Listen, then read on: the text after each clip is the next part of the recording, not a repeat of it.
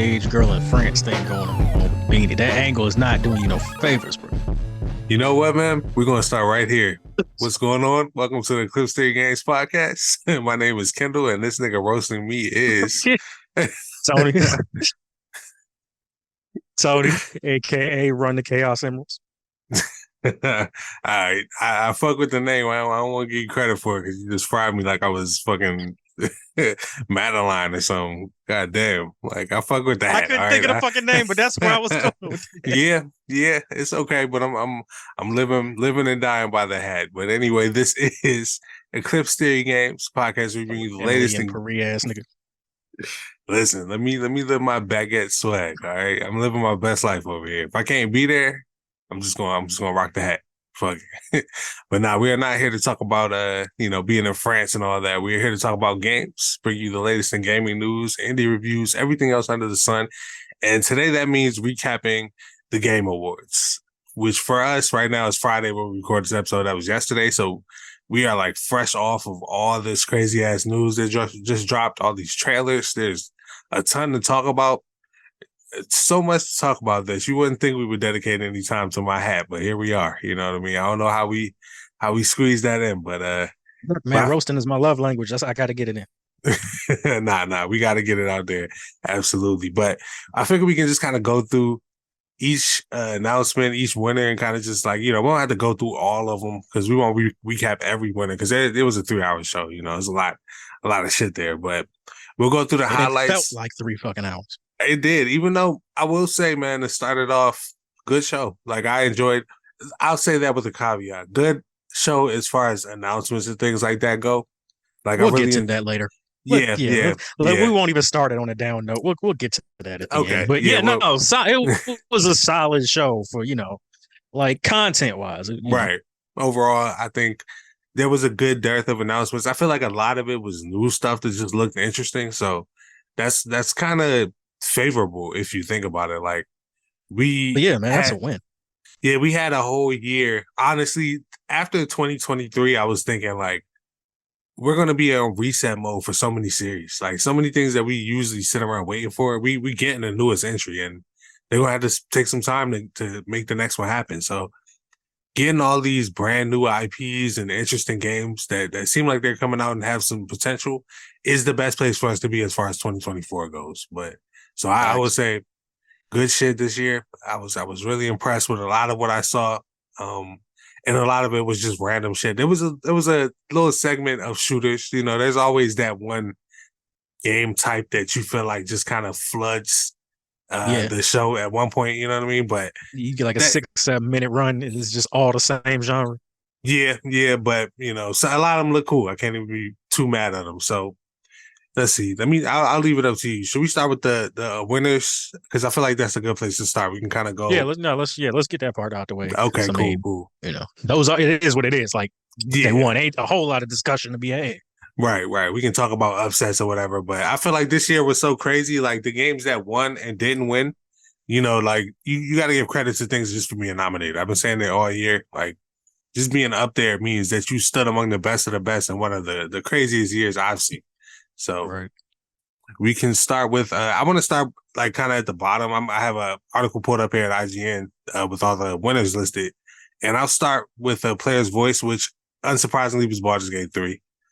I feel like that's worth mentioning just to say that, the award itself, like the Game of the Year award, might be voted on by journalists and whatnot, but this is an award that's straight up a poll. Like they asked the people and the people said Baldur's Gate 3. So shout out to that game. It had a good night. We'll get there. It's kind of wild that game is as popular as it is when you consider how niche like the tabletop RPG genre still is, and it's popular as fuck, but amongst the people who really fuck with it. Yeah. Absolutely. But to take a game with those, because it's very faithful to the core of that style. To take a game with those rules and make it something that everybody universally loves is impressive. It is. Like, I feel like a lot of people got introduced to that style of game through that game. I mean, not even that I feel like it. I know for a fact that it's introducing people that way. So those are special games. Like when we get those types of games, those are moments in the industry that you kind of herald because people will go on to change the genre later. You start to get a new audience introduced, and now people with new ideas are kind of into this style of game, and you start to get new gameplay elements introduced, and that's like how we grow as an industry. So really appreciate Baldur's Gate for that. Another one I want to bring up is Best Adaptation. There was a lot of good nominees. I'm gonna list the nominees for this one. It was Castlevania Nocturne, Gran Turismo, the movie that just came out, Last of Us, Super Mario Brothers movie, and Twisted Metal. And the winner, of course, was The Last of Us, which we all knew. That was a lock, and it's one of those. It was an obvious lock, but it shouldn't have been an obvious lock. Castlevania was incredible. Super Mario Brothers was incredible. I Right. have yet to see Twisted Metal because it scared the fuck out of me. I love that game so much, and putting Bizarro Will Smith in that show kind of like made me like I don't know. But damn. from what I've heard, Nick, look, I mean, you saw him at the Game Awards. Tell me that wasn't like a weird like he's off kilter Will Smith impression. You're not wrong with what you said. I just was not expecting you to say it. That's a crazy statement right there. But he's I have to watch it though because I fuck with Samoa Joe, and he was a Sweet Tooth's body. So the thing is, I've heard great things about that show. Like I've heard too. that shit is fire. So and it's got my girl from Brooklyn Nine-Nine too. Girl play Rosa. Oh shit! Okay, I didn't even know that. Yeah, so yeah. There you go, man. Like it's worth being in this list. And this is a hell of a list for real. Like even beyond Twisted Metal and Gran Turismo, I didn't have much of an opinion on. Like as far I didn't see it, so I can't really speak on. And I wasn't too interested. I mean, hear that was really good though. Yeah, I mean, I've heard it was good. Conceptually, it could have been way worse. Like, you know what I mean? Like the idea behind it was, yeah. But the fact that it's like a true story, that it's probably pretty solid movie. It's got my man from Stranger Things in it, David Harbour. So, yeah. Castlevania Nocturne, yes, incredible. That's the reason I wanted to talk about this because any other year, I'm like, give it to Castlevania, but Last of Us and the Mario movie was incredible for it being a Mario movie. Like I'm excited about the Zelda movie now that I hear they talk about they want to make it a live action Miyazaki movie. Who knows what that means? Look, just make it animated. Like if that's where you wanted to go with it, like just holler at my man and say, "Yo, can you do this for us?" Yeah, I mean, this is talking about we'll do a live action version. It's not going. It would have been amazing. The ship has sailed, you know what I mean? But yeah, I hope it's good. I mean, I can't have too much of an opinion on some shit I ain't seen or don't know too much about. I'm just saying, if you're gonna say you want to do a live action version of that, you might as well just go into the man himself. Yeah. It would have been so incredible, and it would have been definitely the winner of whatever year it came out. But hey, here we are. But Last of Us was everything it was supposed to be. Just like a lot of these. That series was a premier television series beyond just being an adaptation of a game. So shout out to them for that win. Next up, we got most anticipated game. Nominees were Final Fantasy VII Rebirth, which we need to talk about, Hades 2, Like a Dragon Infinite Wealth, Star Wars Outlaws, and Tekken 8. And the winner was Final Fantasy VII Rebirth. It was another inevitable one. Like, but man, Hades 2, I cannot wait for that fucking game. I can't say it enough. I voted for Hades 2. I voted for Hades 2. I feel you. Honestly, if Rebirth was the first one, it would have easily been my choice. Well, I did vote for Final Fantasy VII Rebirth because it's only like 2 months away. Yeah, right. Right. I'm good. Right, I can chill. My most I'm itching for any like key art from fucking Hades 2. So I something. Yeah, I feel you on that. I do. But hey man, Final Fantasy VII, it looks amazing. Like if they would have waited till after this show, it definitely would have been a sweep because that trailer that came out, man, this game is gonna be exactly what it needs to be again. Like I feel like that's the era of games where like shit's just coming out and it's living up to our wildest dreams. So there you go. I'm going to skip some of these, like the best esports stuff, because I don't really have much to say on esports and whatnot. Shout out to all the winners, and content creator as well. Best multiplayer game going to Baldur's Gate was interesting. Like you had Street Fighter 6, Super Mario Bros. Wonder, Party Animals, and Diablo 4 in there, but Baldur's Gate took it. I'm not going to lie. I'm kind of hurt Party Animals didn't win Yeah, that was because I that. haven't played it, but I've watched a lot of gameplay. Like that's exactly what you want. Right, Like right. everything about that is exactly what you want in a multiplayer game. Yeah, like that's one I'm trying to Yeah, get on with Jers and them and run that and just act stupid. for what for what this category is, I think Party Animals was like the best choice personally. I mean, I understand. This is gonna be kind of a disrespectful statement, but I feel like people took best multiplayer game and they chose the best game that's They said, yeah, multiplayer. Like, yeah, they like, they ignored multiplayer game and just said yeah, best game. yeah. It just happens to be multiplayer. I don't know if that's the best multiplayer experience here. I can't speak because I haven't played Baldur's Gate 3. It could be just an incredible, like, I've seen people co-op, role playing it, and it's like a really great time. But I don't know. I mean, It hey, don't feel like that though. But hey, yeah, yeah, good for them. shout out to them. And I was gonna say there's some moments in here where I feel like there's like opportunities to give like to give wins to games that might not win elsewhere, or to give some love to a game that didn't get a lot of nominations but deserves some love in a tough ass year. Like you came out Right. in 2023 and you stood out. And that's why I want to bring up best strategy sim/strategy game. The nominees were Advanced Wars 1+2 Reboot Camp, City Skylines 2, Company of Heroes 3, Fire Emblem Engage, and then Pikmin 4. And they gave it to Pikmin 4, which Pikmin does not get like a lot of love, I feel like, in the industry. None. It's crazy how quality those games are, and I don't know, it's just like so cute and like small feeling just by nature of his gameplay that I think part of the reason, like Splatoon is an outlier, mm, but for whatever reason, it's really hard for people to like break Nintendo away from Zelda, Mario, Metroid. But yeah, you consider Pikmin is a Nintendo franchise, the yeah, same as those three, just like Splatoon is. absolutely, But it's hard for people to like nail that in there because for the last 40 years, that's the big three. So that's what they're associated with. But right, nah, I mean, we're 4 games, and Pikmin is legitimately a Nintendo franchise. Honestly, quality wise, on the level of those other three, it's just not in the package you would expect. right, right. It is, and I mean, again, I'm not like a big Pikmin player, but every time I pick it up, I'm like, this is actually pretty special. Like this game feels like a little No, magic. It has that Nintendo magic that you would want to see in a game like that. And you can tell just by the presentation. Like it had some of the coolest looking like high fidelity for Nintendo backgrounds that I've seen in any of their games. So, yeah, shout, yeah shout, death of blur, all that shit, man. That was man, the death of field blur. I'm like, yo, they was doing yeah, that in the GameCube. right. It adds a lot to it. And then finding out some stuff about like the end of Pikmin 3, the story goes interesting places apparently. Like I didn't know it was that deep, but it gets kind of dark, I guess. And in the same way like Earthbound does, you know what I mean? Like Nintendo sometimes just kind of dips their foot into those waters, and I kind of dig. I kind of feel that. So I'm going to skip best sports and racing game because it went to Forza, of course. Best family game went to Super Mario Bros. Wonder, and that was actually I think Mario Bros. Wonder's only win tonight or yesterday, Yeah, which it was a tough year, but Mario.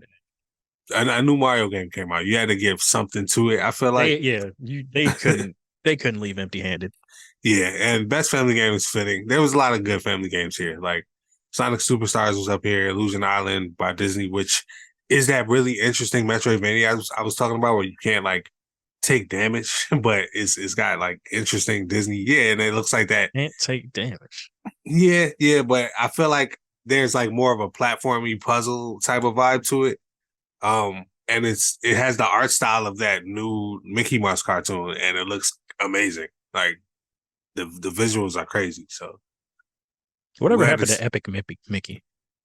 man, that game, a lot happened with that game. It kind of like was one of those the studio didn't survive the sequel type vibes. You know what I mean? Like there was some heavy handed choices apparently in the making of, and I'm not, I didn't work there or anything, so I'm just talking secondhand. But I read Jason Schreier's book about studio closings and whatnot, and like the complications of development, and they went through a lot after they made Epic. Epic Mickey was like a passion project almost by someone who had a great idea And then Yep. Epic Mickey 2 was like, oh, this was a hit. Let's do this. And we need to put that in and whatnot. And yeah. Too many hands in the pot. Got it. Yep. Yep. Actually, an interesting conversation, man. That's worth looking into if you guys are interested. And if you remember Epic Mickey, because the saga of that game getting made, if you remember like the hype behind Epic Mickey, when key art, like, or concept And art started dropping, it was like, yo, this is the darkest Disney thing I've ever seen. That shit was crazy. and the game was good. Yeah, exactly.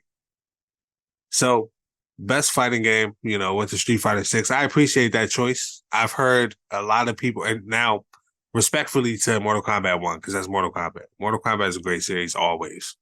But I've heard a lot of really good things about Street Fighter 6, like mechanically.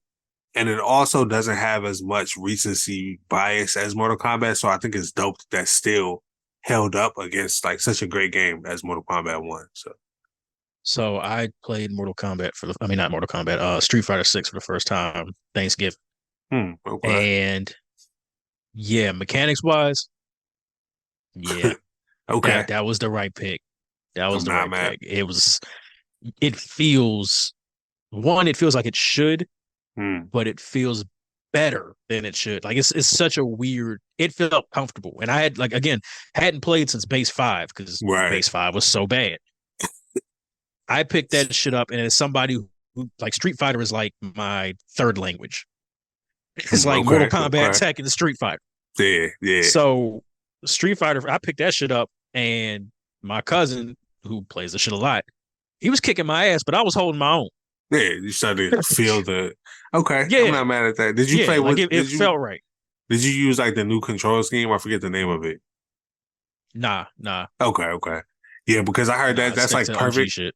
That is from what I've heard, surprisingly enough, like because I usually don't like when like there's like shortcuts in fighting games, like how you can do fatalities with like one Yeah, button I in can't Mortal do it. Kombat. But this I've heard that this is different, like that there's actually a lot of intuitiveness and people have switched over who like play fighting games. So Yeah, no, I the toxic gamer in me will not allow it, and I, I not from the sense that like if you playing like that, you playing like that. Like I ain't, yeah, I ain't judging you. Like that's right. enjoy the game. How the fuck you want to enjoy the game? It's just Absolutely. like that part of me is not died. I got to go OG controls. I need the quarter circle. I need to Z out. Like I feel you. I feel you on that. I do want to try it out though. So best RPG, I kind of felt like this might have been another one of those that they gave to one, just to kind of give them some props. No, it went to Baldur's Gate 3. no. All right, so I'm gonna tell you because I mean, obviously we know what happened, and everybody listens to this knows what happened in the end. The moment that I knew who was winning Game of the Year Mhm. was best RPG and best performance. You can almost always tell who wins Game of the Year because if they win their genre and then they win a secondary award, it's almost a lock. Yeah. So as soon as they won best RPG, I'm like, yeah, that's it. Yeah. They starting to clean up pretty much. Like this is Yeah, a dominating performance. And that's what happened. But best RPG was an interesting category because I felt like that was a good one to give either Final Fantasy 16 or Sea of Stars. Or, Starfield. Starfield was there too. Hey, we're actually at the awards this year. But no, we got nothing. I beat Final Fantasy 16 today. That's an incredible game. I don't think it's better than what I've heard Baldur's Gate 3 is. You know what I mean? Like, there's some things I would clean up. Final Fantasy 16 is a little bit bloated. Like, there's a lot of monotony, like excuses to get you out there to fight shit. And like, I mean, that's all on you if you want to do side quests and shit. But it was still like a really, really incredible game because like doing that stuff was fun as hell. Like the gameplay itself, combat is incredible. The story's incredible. So that game deserved love. And then Sea of Stars, you already know what it is. Like that's a game paying yeah. homage to fucking Chrono Trigger, and that it hit the mark. So shout out to Sea of Stars. If you haven't played it, it's on Game Pass. It's on PS Plus. You got it for free if you got a console. So try it out. Well, nah, you got it for free if you got an Xbox. You got to pay a little extra for the Yeah, PlayStation version. I mean Found technically that out the hard way. paying a little bit for either one. So technically, you got it for free if you got the right subscription. We'll say that. Yeah, yeah. um, so speaking of giving a game an award that's not really going to see much else, we got Best Action Adventure Game next. This is the, I think, only thing that Legend of Zelda Tears of the Kingdom won. Yep. Which is crazy. Which is, I mean, honestly, just shows you the type of year we having. But damn. But look, man, I mean, the nominees in that, it was tough. Yeah, it was tough. And that game had to come out with something. That game had to come out with something. Honestly, yeah, like this one was definitely difficult. Like, yeah, Jedi Survivor here didn't get anything this awards. Resident Evil 4, which I also think left empty-handed. Spider-Man 2 and Alan Wake 2. Spider-Man 2, people are mad that left. Definitely left empty-handed. Yeah. They had 7 nominations and went over. Yeah. But I mean, look, you look at that list of nominees, and Zelda coming out of that with the win is actually pretty impressive. It is. Because really is. I don't think people really look at Zelda as an action adventure game. At least I didn't until then, but people was voting for it for that. It's funny. I don't know. It's a weird. Like, I've heard people categorize it as RPGs almost. Me too. Sometimes. Me too. And it's one of those things where this is a better category for it for me. Like, I think this fits a lot more than an RPG. Because this is what it is, an action adventure game. Like, it's a fucking adventure game with a little action spliced in. How much more, appropriate for this category can you get? But when people think action adventure, they think Spider-Mans and Jedi Survivors and stuff like that. Yep, which also fits. That's actually a pretty impressive win to come out of that. Because weren't they up for like art direction? I think I'm pretty sure. Yep, and that's also and they didn't get that one, which very surprised they didn't get that one. But that was because in any other year, the Baldur's Gate 3 of this year would have been Alan Wake 2, and we need to talk about that also because that game was trying to they was trying to come away with a lot. But next up, we actually have one that I appreciate. Best action game. This is one that I kind of predicted was going to go to Armored Core 6 because like that wasn't getting any love as far as even nominations go. That game wasn't showing up often, and it was the best action game I played this year. As far as just like playing a game to feel the pace and like the combat and like that game had an incredible presentation and feel to it that I think it deserves this award for sure. Let's see what else. We did have best debut indie game, which went to Cocoon. Shout out to Cocoon. I just want to give it that shout out because that's a really good game. Have you tried it? Yeah, I get a shot. I haven't played it all the way through, but it's one of the things where I'll play it and I'll go, I know I'm gonna like this. I need to wait until I have time to like sit and just play. Yeah. Like not just like I got 20 minutes for the baby wake up. Nah. I need time. Right. To actually delve into that shit a little bit. Absolutely. But I feel like Cocoon is one that like it goes by so briskly. Like it's such a short, sweet experience that, it's worth picking up and just kind of giving like 8 hours. Didn't Sea of Stars come away with something? Yeah, I was just about to get to the best indie game, which Sea of Stars. I want to make sure. Okay. Yeah, again, that game was too good to not win anything today or yesterday. So I'm glad that it actually picked that one up. And people were mad that David the Diver was even up there because technically it's not an indie game. So. Yeah, that's a whole nother, because I mean, and here's like, just to quickly touch on the controversy. One, people are right. It's not an indie game. You can't have big publisher money behind it. Two, because like Jeff and the Game Awards were kind of like trying to justify its inclusion. But if you look at the Game Awards actual description for indie game, it literally says without the backing of a big publisher. Right. The award exists for a specific reason, and I feel like they get away from it when they do stuff like that. But I feel like it was just an oversight that they didn't want to come out and be like, oops, we got to track. Yeah, booting it out of it would have been probably kind of a mess. They wouldn't have lost credibility for Backtrack. They really wouldn't have. They might have gained it. Gained it a little bit, like, honestly. But speaking of, this is the big one as far as awards that were given out, like, as a statement to say, hey, good job. Best ongoing game. It had a lot of the usual nominees were there: Apex Legends, Final Fantasy 14, Fortnite, Genshin Impact, but the winner was Cyberpunk 2077. And I feel like that was just Yes. like, yeah, that was the right choice. It was just a statement to say, hey, great job persevering, like having your No Man's Sky moment, because they definitely did with Phantom Liberty. Everybody loved it that I've heard played it. It's definitely like took that game to another stratosphere as far as like bringing it back around. And this is one of those Yeah. the title of the category is open to interpretation type moments where it's like, yeah, Right. okay, best ongoing game can fit like some really good DLC too, technically. Yeah. Because I mean, honestly, I mean, absent of Phantom Liberty, the 2.0 update changed everything. Yeah, That, exactly. that the 2.0 update by itself would have won it that category. It Yep, made that game everything it was supposed to be. Shout out to Final Fantasy 14. Like that's a I didn't know y'all was still in the league. man. I I Oh yeah, I thought they're I did not know that was still going.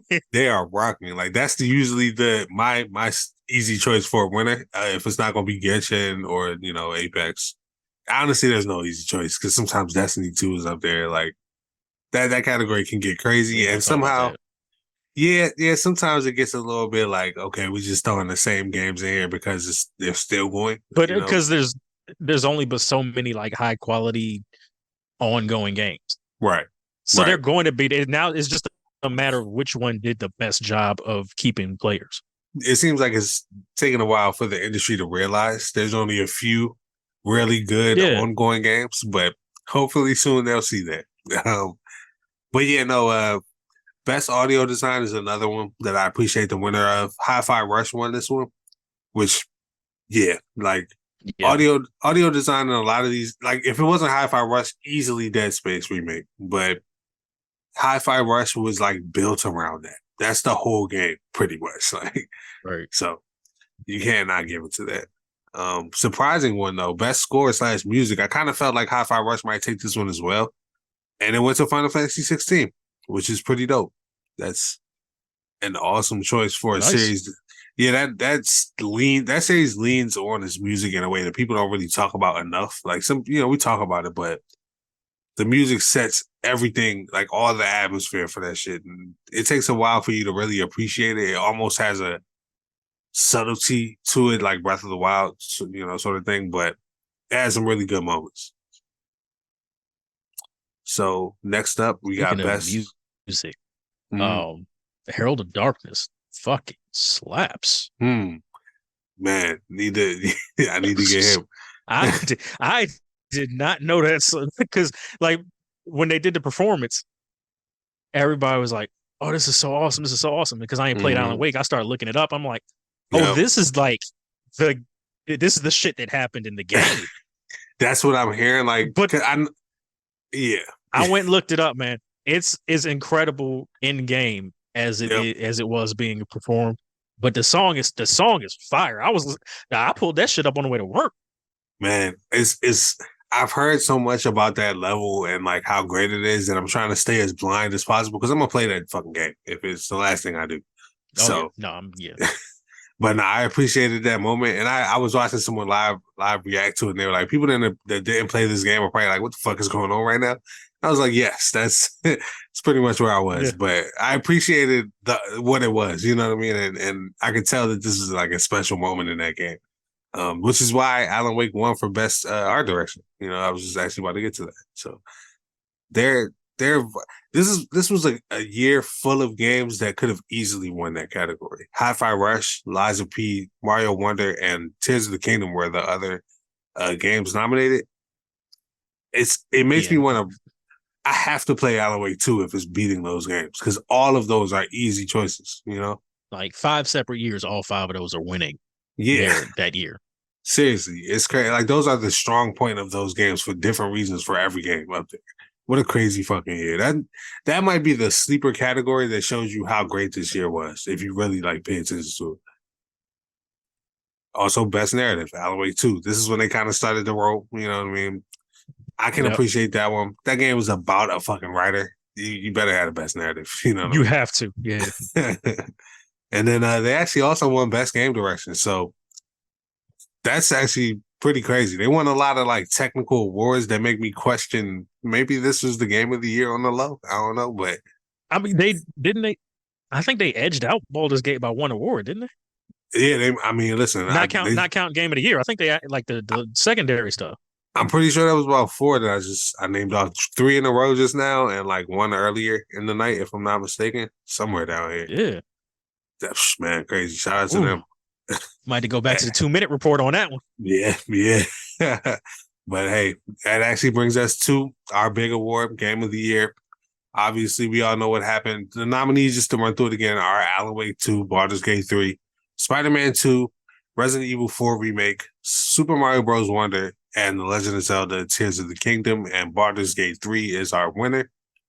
Deemed the greatest game of all time by the media and whoever else is voting this shit. So shout out to Baldur's Gate 3. It's over. We can wrap it up as an industry. Look, man, Spider-Man 2 was and they was just out there getting cardio. Hey, I'm just here, they're just making an appearance, you know what I mean? Look, man, we just gonna run up and down the court for about 3-4 minutes. Listen, I'm gonna give you 6 hard fouls and I'm gonna go sit on the bench. I'm gonna say this.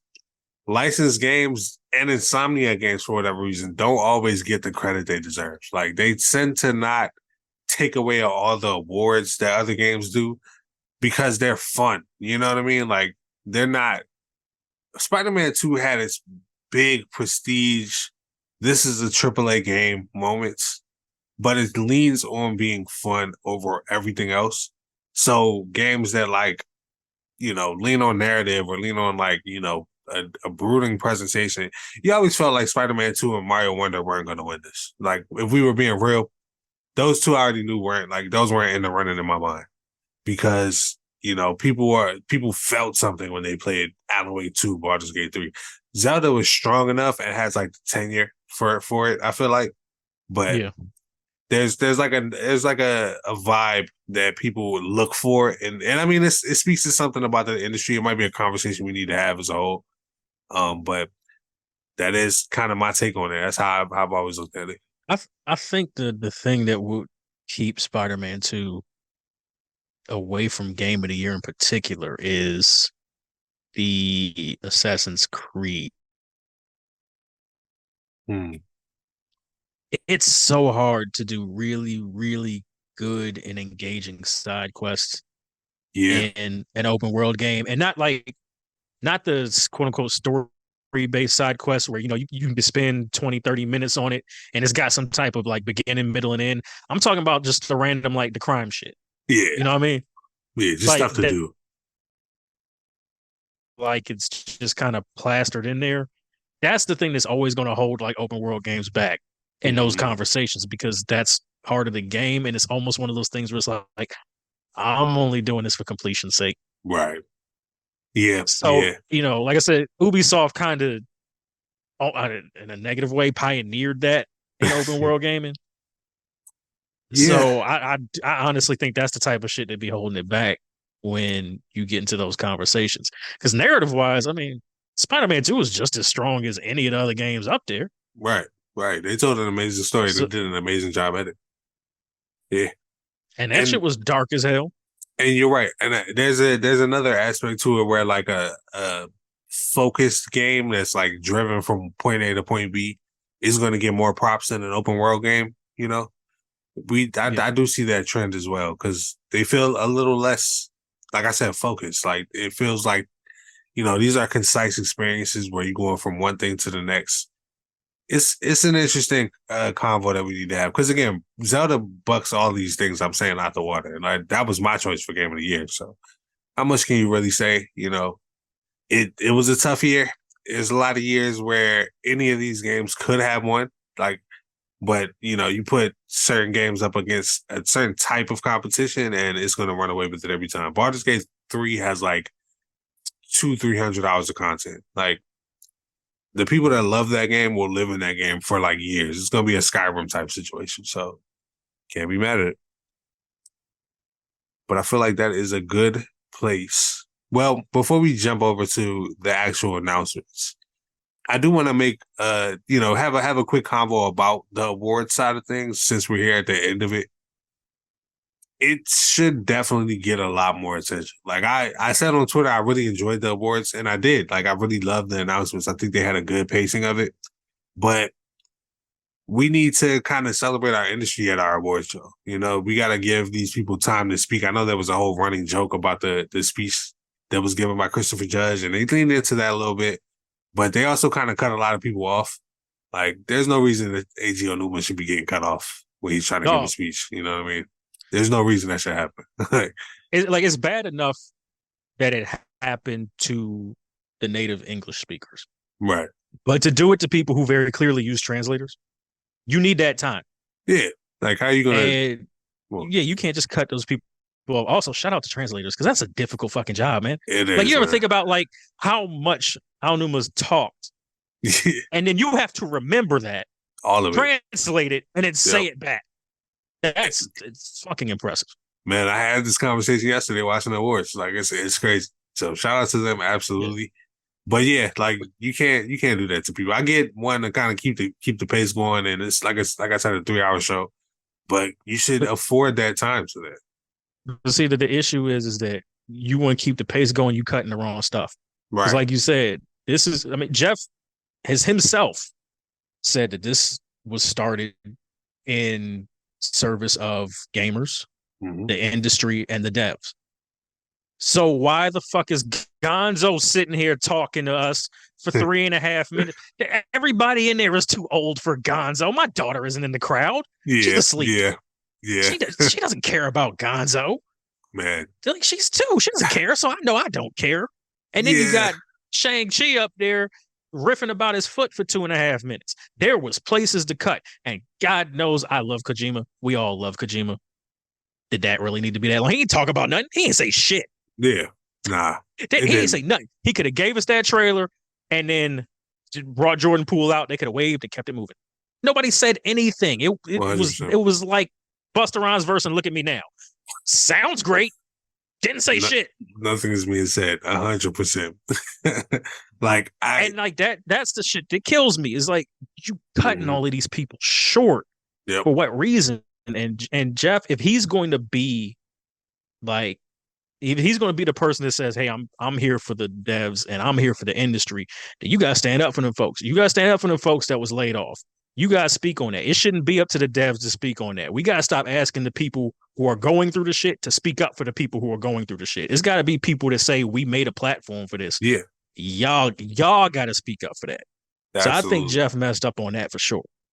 Yeah, and hopefully it's another learning experience. I feel like every year things are progressing in a different way. Like you can see the shift in focus this year based on what happened last year. So that conversation should definitely change some things. I need to look into how different the presenters and like people on stage were looking as far as like representation and all that, because I didn't really look into it or think about it while I was watching. But that was a conversation that happened last year. I don't know how much different it was this year, but there's some things that for sure need to change, and that's one of them. I definitely agree. Cut down on all the advertising, man. Like that, it was a bit much, and it was so much. I had to look up because I remembered reading this article, and I actually screenshot. I'm gonna read the excerpt. It's an article from 2019 from the Washington Post. The Game Awards aren't the industry's only award show, nor is it the first attempt at an annual celebration. And Keeley witnessed that painful evolution firsthand. Before launching his version of the awards, Keeley was heavily involved in other award shows, most notably the now defunct Spike Video Game Awards, which ended just before Keeley made his own move.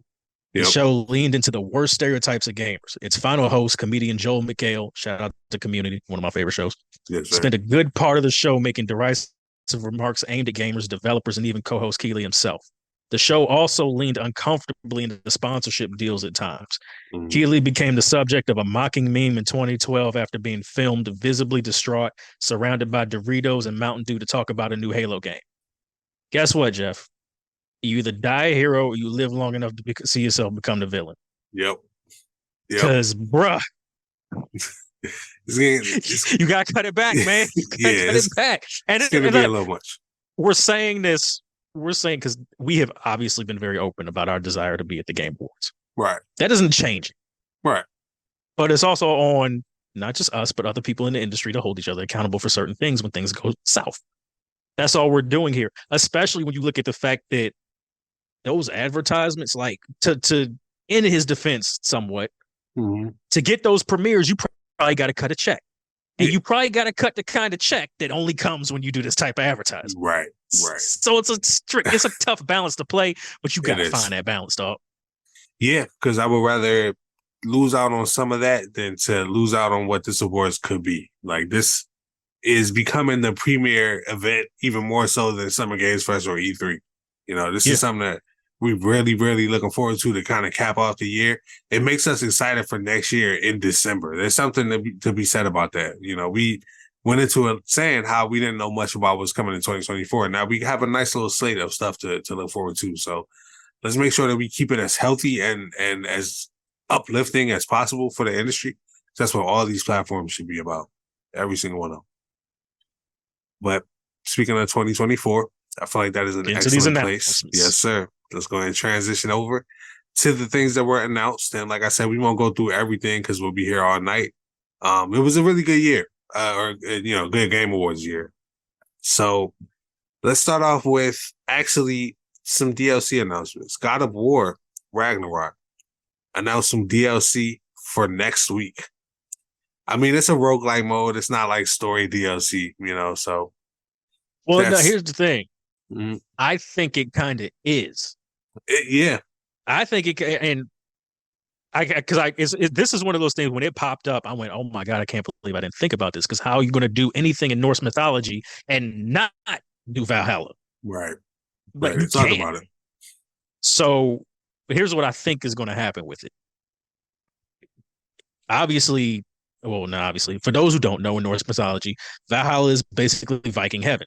Mm-hmm. But you can only go if you die an honorable death in combat. Which means, to me, that the end game boss at that point is Thor. Because, I mean, what more honorable death is there than dying defending your daughter? Yeah, that's interesting. So I think he's the last one at the top. And they're like, all right, we're going to run this back. And I think it's on some like Rocky and Apollo shit, like some mutual respect shit, where they like, all right, we're going to run this back. And then you start over and you just keep going from there. But I also think it's going to like dig into like the OG trilogy shit, like leading up to that moment. Because he killed his family. Yeah. Yeah, and I think that reckoning, like Thor kind of reckoning with what he's done to his family and his life before he died, and Kratos reckoning what he did with his family, I think that's going to come to a head. And they kind of find this like peace and understanding and respect through combat. That's what I think is going to happen. That is some good theorizing right there, because I can see that shit being like 100% the case, and I want to come back to this. That's an interesting. That's why I said it. I want this motherfucker on fucking video. yeah, we got proof now. That's a crazy call. I'm pulling it up. Yeah. There's interesting stuff in the trailer that leads me to believe you might be right. The fact that he's talking to Mimir about what they're doing, which tells you that there's some contextual reason that he's fighting this shit over and over. Like, is this the end of Kratos? Are we watching him go through his like trial, and is that how it's going to end? That would be a perfect way for it to end, like especially for this Kratos. Yeah. So I'm with it, man. Absolutely. I will actually double back. Oh well, first let me talk about one of the shadow drops since we're on the topic of DLC. Final Fantasy 16 announced 2 DLC packs, and one of them is out the day of the Game Awards. Incredible shit. There's nothing I love more than Out Today, even if I have no plans to buy it. Like, that's awesome. Like, here Out Today is the greatest shit you can hear at any game announcement anywhere. It doesn't matter. Nintendo Direct, State of Play, whatever Xbox wants to do, it does not matter. Go do it now. I mean, I'll be turning my system over before the shit's over. It's crazy. And the fact that I beat the game today, like hours before we started recording. So I'm pretty primed and ready for that shit. It was an amazing experience. I ain't gonna speak too much on it, but I'm here for more of it. Let's see. It's okay. We're gonna do the big ones, and we gotta touch on my man Kojima. I know we talked about how long this was and how empty it was, but still very exciting. Kojima is making an Xbox game called OD, no relation to Kendrick. He is working with apparently a bunch of people on this game, and he can't really talk about all of them, but The first one they talked about was Jordan Poole. Jordan, yeah. I always mix Jordan up Poole. Poole. I always mix up Poole and Peel. Jordan Jordan Peele. Peel. Jordan Peel. Sorry. Yeah. The I do baddie that. whisperer. I do that every single time. It's crazy. But yeah, Jordan Peele is working with him. He's not working on being a worse basketball player. Um, it's gonna be a great project. I'm just saying that knowing nothing about it. Like this is going to be it's going to be weird, but it's going to be a really good version of whatever the fuck it's trying to be. You know what I mean? This is going to be one of those horror games. I think that changes like the way we look at horror games. Yeah, yeah. Only because you saw what Kojima did when he was working with GDT on PT, right, which should have been Silent Hills before it all went to hell. Yep. That was a looping hallway and nothing else. And it was one of the creepiest and scariest game experiences I've ever had in my life. Yep. Horrifying. Terrifying. Side note, they came out of the door from PT when they actually had introduced them. Yeah, I saw the article pointed out. I'm like, damn, I didn't even realize it. I did not realize it either, but that was pretty dope. Unfortunately, Norman Reedus is not involved, but yeah, I feel you on that. I feel like it's going to be one of those things. It's not entirely a game, apparently. Like it's like partially a movie, like an interactive experience type of vibe, which is usually concerning. But if you look at stuff like Until Dawn, it shows you that works. Like there's a whole company built off that. It can be done. Yeah. And Kojima being involved made it work. Right. Kojima is making this shit was going to be a movie anyway. Like how many? Yeah, that's just what he did. Yeah. Like it's like 17 hours of cutscenes in Metal Gear Solid 4. So. Dog, how many sandwiches have you made in the lifetime of playing Metal Gear Solid games? Facts, 100%. So, that's one to be excited for, especially for Xbox fans. That's a very interesting partnership. So, we'll see. Another huge announcement. This actually capped off the show, but I'm gonna just throw it in here now. Monster Hunter Wilds, the next Monster Hunter game. That is another reason for me to regret not jumping into Monster Hunter World enough because I didn't play that too much. But I hear incredible things about that series. And I know for fans, it's a very exciting time. Every time they announce it.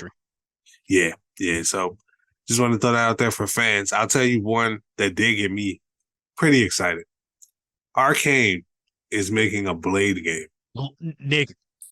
That's just a weird sentence to say. Like, this is completely perfect. Weird in the sense of I had no idea to expect this, but now I need it today. Like Arcane, if you don't know, are the studio behind Dishonored, Prey, Deathloop. They make it really amazing. Usually their games are first person. They put black people in video games. That's what they do. That's one thing that they do. I didn't notice that. As soon as I saw like the barbershop, I'm like, okay, yeah. Right. Yeah. But yeah, their games are full of choice and like, different variety of ways to kill people and like take out things and complete your mission. So getting that Blade toolkit in their hands is going to be incredible. And I think it is confirmed to be like a third person game. So yeah, he did. He confirmed his third person. Very excited about that, man. Can't believe that we got that one. So that's Xbox's Marvel game. Yeah. Is that Xbox only or is it like multi-platform? It would have to be. Arcane is Bethesda. Yeah, you're right. I didn't even think about that. Yep. Yeah. But I mean, hey, look, if I'm wrong, I'm wrong. Great. I'll take it on my PS5. But that'd be awesome. I'm gonna play it. I'm gonna find a way to play it. That might be a good reason to cop a Xbox. I don't know how good it. We'll see. It's Arcane, man. They got my money for as long as they don't miss to me. Facts. I mean, I'm gonna play it. The good thing about me is that I have a PC that I can kind of use as a gateway drug. But there you go. So this was a crazy one. Sega finally announced their Super game, which apparently was 5 games in one. They are making a new Jet Set Radio, a new Shinobi, a new Golden Axe, a new Streets of Rage, and a new Crazy Taxi, and more, apparently. I don't know what to make of this. I mean, excited for excitement, like just hype, because these are great fucking series coming back. When you talk about shit you never thought, Jet Set Radio? Yeah. Never in my life would I have thought that was coming back. Which is wild. Wouldn't have even considered it. It makes so much sense, but hey, here we are. Apparently we're getting new ones. My concern with this one is announcing it as basically one project. Like, I'm still not sure how separate everything is. they might be smaller games. Like imagine a compilation of these games, but like it's a new version of each one of them. But I Hopefully think that works better, honestly, for most because of them, when you go, I mean, if you do 5 games and you split them up and drop them, I don't know, like Marvel movies would do like twice a year, right? then they have to be bigger games. How much can you really expand Golden Axe? Honestly, how much can you really expand Jet Set Radio? See, that's the one that I don't know. I feel like Jet Set Radio can go kind of crazy. Like it's got some potential in my eyes to be like a bigger game than maybe a Golden Axe or a Crazy Taxi or even like a Streets of Rage. But that's just me and my like I'm dreaming fine with eyes. the like if they were each like because if you're going to drop them all together, if they're each like 4 or 5 hours long, that's a win. It's definitely a win. Like it's a win regardless, because we would have just got nothing. So I'll take it. But we're gonna see, man. We're gonna see. Oh, See, another. this announcement is why Capcom is pissing me off because if we can get these motherfuckers, y'all can give us Power Stone back. Yeah, you would think, right? That would be a really, really. This is the nostalgia era, man. You need to do it, please. Speaking of shadow drops, though, we got another one in the form of the finals. Is the shooter multiplayer shooter? I think it's is it like an extraction Downloaded that shooter? shit that day. Is it free to play or is it like Yeah, it's free. okay? Or at least it Okay, was yeah. when I downloaded it. Maybe somebody fucked up and it was a glitch, but when I got to it, it was free. Okay, I'm definitely checking that out because this is one of the no takesies backsies. Yeah, nah, you keep that. You talked about that digital shit, man. They're gonna snatch that bitch right back from you. They're gonna charge you retroactively. But nah, the finals looks really, really cool. It's bright, vibrant as hell, hugely destructive environments. I really, really cannot wait to jump into this one. And the fact that it just kind of dropped after spending so long in gestation, I love when that shit happens. It just means y'all clicked, y'all figured it out, and it's ready. And just drop it. Like we don't need to do we don't need to wait 6 months and do all. Nah, it's ready. Facts. Come on. Yeah, right. I'm all the way with it every time. So jump into that if you have any interest. I'm gonna try to have some B-roll of a lot of these games playing while we talk about it. Maybe not everyone, but some of these look really cool and it's definitely worth checking out. Another one that I want to mention. Now maybe you was going with this one, but I had to jump. I had to jump on this one. Usual June. Yes. I need that game. Man, such a unique looking game. Like has such a dope style to it. And just like it's one of those that stands out and that you just kind of have to see, and it's going to click with you. It's going to click with you or it's not, but need that. That's first day. Yeah, first absolutely. Day one. There were a ton of games here. But that's what I was saying when I was tweeting everything. I'm like, I don't see a lot of games in here that's like unbuyable. Right. Like everything, it was looking like, yo, I don't have the capacity. 100%. Like it's the problem with going through this fucking recap. Like I'm like, yo, do I just say everything? We'll be here for 2 hours. It's gonna be crazy. But some of the highlights, those definitely fit in there. That game, Zao, I believe is what it was called, by the actor who was Bayek in Assassin's Creed Origins.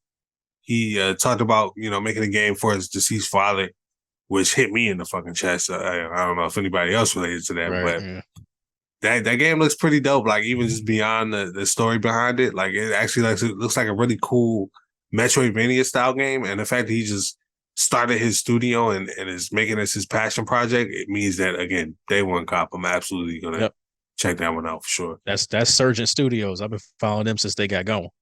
Love it. Absolutely. Check them out for sure. We definitely have to talk about the fact that there is a new game coming from Hello Games. They have been working on for 5 years, apparently. So it's called Light No Fire, which they 2 for 2 in naming. This game is apparently the quote unquote first true open world. I think that's what they said on stage. That you can just kind of travel the whole world. Like you can traverse from one end to the other. Apparently, I really do want to be that guy who puts a marker down and circles the globe until I get back to my marker, because that's the only time I'm gonna believe it. And it better take me some time. You know what I mean? But it's because when they said they say more ambitious than No Man's Sky, I'm like, yo, y'all remember what Relax, they said they wanted to do the first round and how long it took to get there? bro. Like, how many And times we gonna do this? and like at this point, I trust them because they know what they want to do, and now Yep, they know how to execute it. absolutely. And I mean, when you consider that not only is it what they're saying is the first truly open world, and it's basically a traversable Earth, Mhm. you're playing with other people on Earth at the same damn time. Right. Yes, I man. don't know what to expect. I will be playing it, Yep. but this is one of those games where like as a kid you conceptualize because you don't actually understand how big game development actually is. Exactly. So 100%. in your head, just like, oh yeah, I can just do all of this stuff and I'm just gonna throw everything out. Yeah. No, Why doesn't no, anybody just make a world that you can just walk all yeah, around? Yeah, that. and now somebody is doing it. Yep, and it's the company that came out with the last incredibly ambitious, impossible sounding game, and they made it real over time. So I got faith. I got faith in them to Yeah, actually make it happen. Man, I just appreciate this influx of samurai games that we getting right now because the next one I want oh, to talk about, Rise of the Ronin. I know we didn't get our Ghost of Tsushima too, but Rise of the Ronin looks we're pretty close. fucking fire. Yeah, yeah. That's close enough. It's coming, but yeah, nah. Rise of the Ronin. We've been talking about it for a little while. It got a release date of March 2024, so that's extremely exciting. So that'll hold us off, regardless how long that takes. Yep, And then this game is a little bit more like modern. It's got like a glider. Every game needs a glider. I don't care how every game derivative it now. is. Give me a Put a glider glider in it. and give me like a hook shot type of or like a whatever grappling hook, whatever you want to call it. Look, but like gaming is a lot like football in the sense that it's only but so many ways you can really do this shit. Yeah, right, You know what I mean? Like right. you got 9 routes on the route tree, and you can either run or pass the ball. That's Yep, it. When it comes to 100%. open world traversal, if you don't want your character to fly, but you need to get around the glider, Yeah, like you don't I have to be mean, complicated. You don't have to worry about we copying. No, it's just that's what it is. in It's okay. fact, yes, you're copying because somebody figured it out, and now you're going to use it to make your own Dog. thing. That's how this shit goes, The man. only time this didn't work is the Wildcat. Everybody tried it, didn't work out. We all stopped. We all agreed it was a terrible thing. Right, right. But that's how we grow as a people. Yep. So, I'm gonna kind of start rattling through a couple of these because we are definitely getting to the later end of the show. Skull and Bones got a fucking release date, which is nuts. If you've been following the About damn time. dude, like it's been like I don't even know how many years, but it's coming February 16th, 2024. I hope it is still what it originally. I mean, I know it's not what it was originally supposed to be, which is Black Flag without the Assassin's Creed, but hopefully it's still something close to that because that sounds dope to me. Yeah, I'll be there for that somewhere. Yep, absolutely.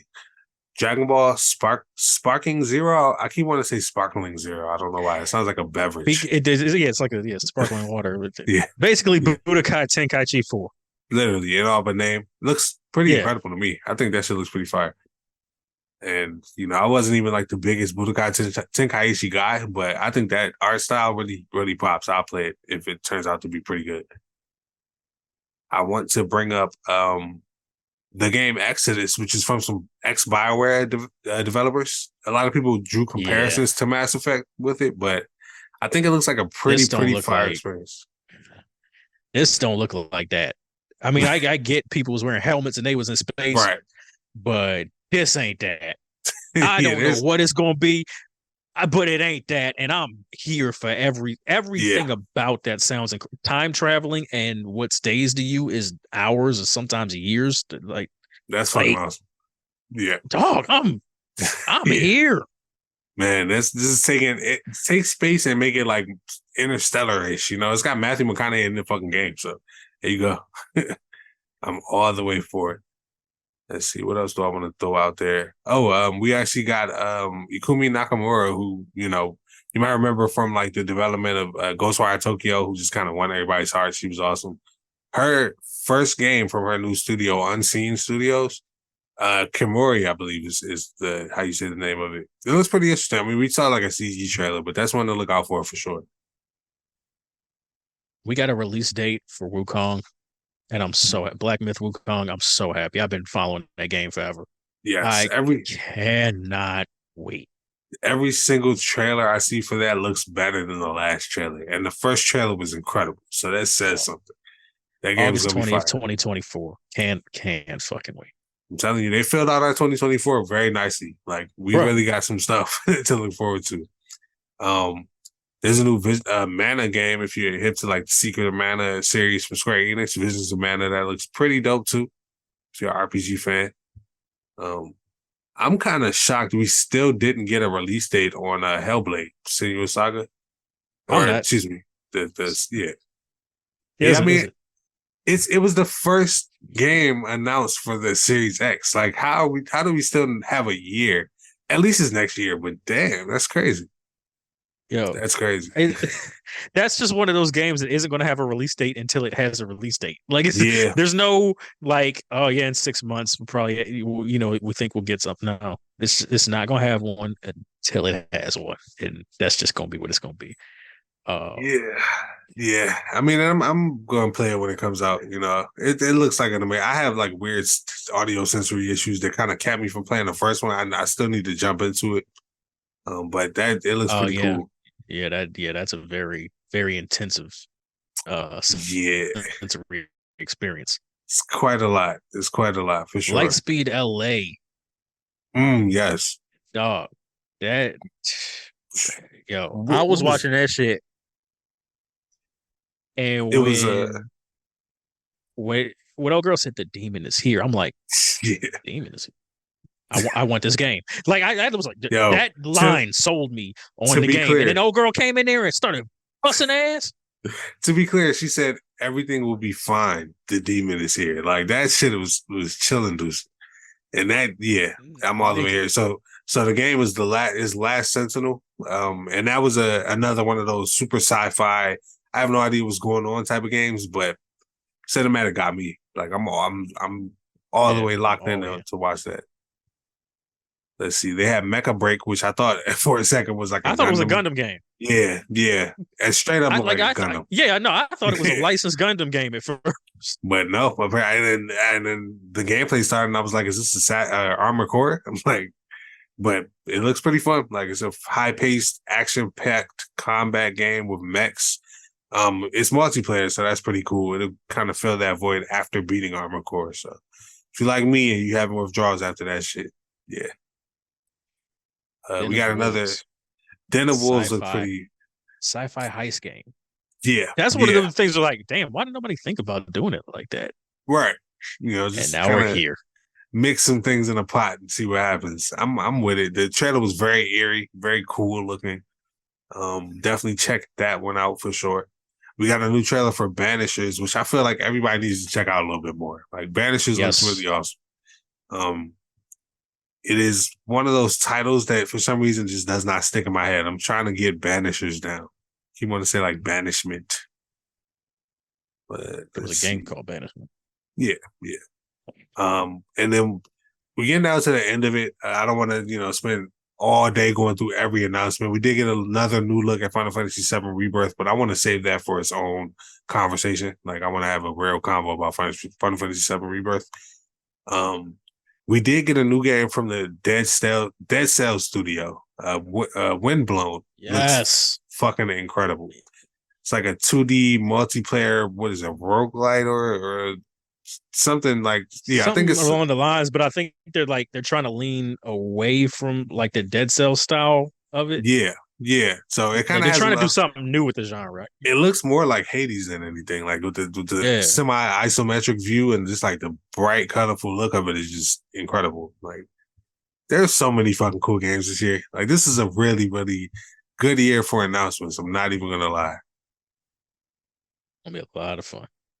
A Absolutely. lot of fun. So I won't keep us here too long. You know what I mean? We got a lot on the plate. We're gonna have a episode soon where we kind of talk about the slate of 2024, just kind of break it down month by month and see what we're looking like as far as what we want to look forward to. Get your calendars ready. You know what I mean? But I think this is a pretty good place to kind of wrap things up, man. Um, Definitely want to hear from you guys about what you thought about all the winners. What was your most exciting announcements? In fact, before we go, what would you say got you the most hype, Tony? Gotta work. I'm not mad. One, I mean, obviously, because you could tell I've spent a lot of time thinking about this shit since it released. Yeah, yeah. But the fact that for a studio as big as Sony's Santa Monica to not only do this, but then to go, you're gonna get it in 5 days and it's free. Yes, crazy. Like that's Crazy.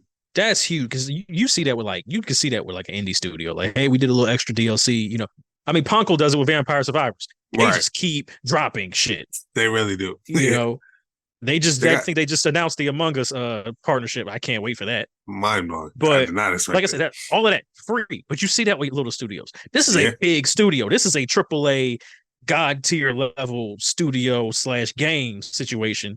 And Exactly. they said, nah, here's a whole expansion that is a completely, totally different genre, but still within the world. And you ain't got to pay no money for it. And you only got to wait a few days.